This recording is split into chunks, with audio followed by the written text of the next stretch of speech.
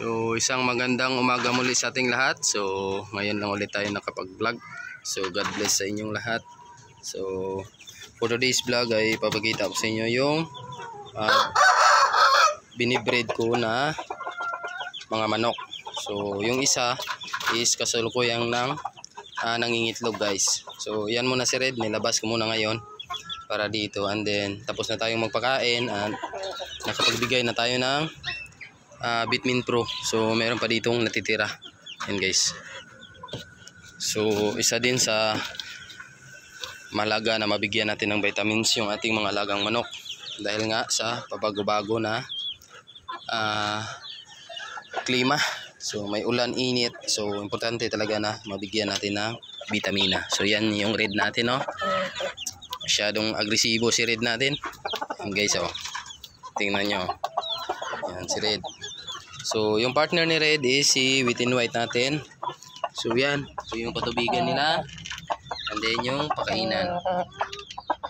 So yung pakain na ginagamit ko guys is yung layer, and then yung Integra 3, and then may mais na halo. So yan guys. So kasalukuyan siyang nangingitlog. Yun. Yung ating wheat and white. Yan. Na shamu. So may 4 na yan na itlog guys. So pang 5 na ngayon. So yan yung ugaran na ginawa ko sa kanya. Ayan. Tapos yung isa dito, okay na rin yung katawan ni Black guys. Pansin nyo, ang laki talaga ng katawan ni Black. Mas malaki siya kaysa dun sa isa na yun. Ayan.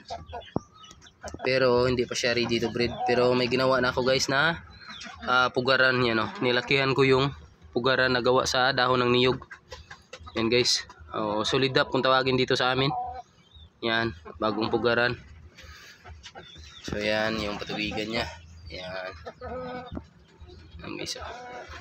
So hintayin lang natin mag ready to breed siya. And then pwede na natin yan iparis kay red. Yan si red. Yan lang siya, naghihintay lang siyang mag-breed.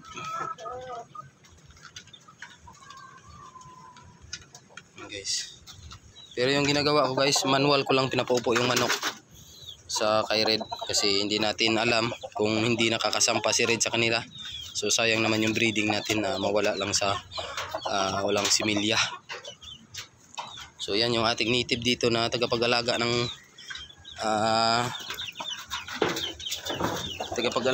mga sisiw ni red, ay ni Black pala. Yan, may 3 itlog na yan dyan guys. Pero kinuha ko na yung 3 niyan at inulam namin. So ganun din yung itlog ng Hulo Basila natin is inuulam lang namin. Yan. So ito lang yung paparamihin natin, yung 2 para maibenta natin. Yung kay wheat and white and then kay Black. So actually guys, yung delivery nito is sa March 2. So malapit na. Okay, so sold out to lahat. Yan. So Vitamin Pro din yung pinapainom natin sa kanila. Ayan sila sa loob. So hindi makita kasi lumilipat-lipat sila. Palipat-lipat.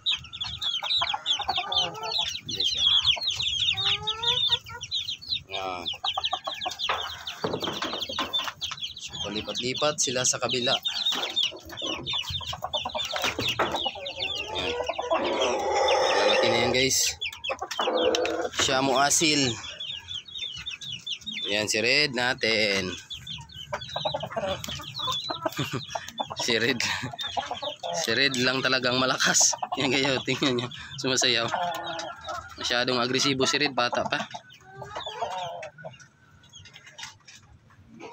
8 months old. Pero nagbe-breed na siya. Early kasi siyang nag-mature. So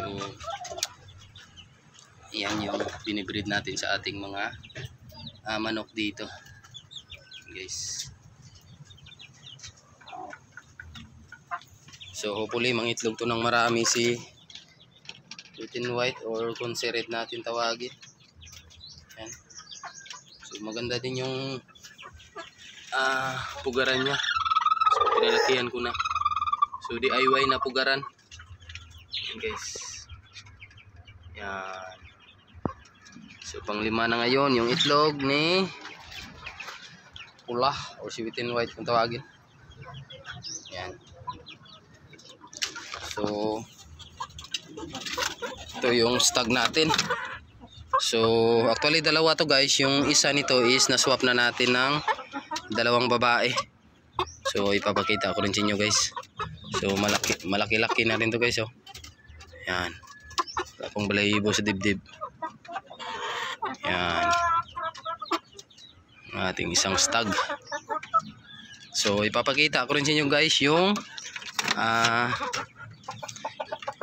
ipinagpalit ko dyan sa kasama niya.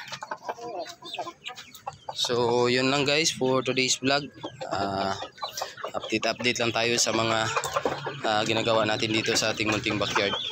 So yun lang guys, at God bless to everyone.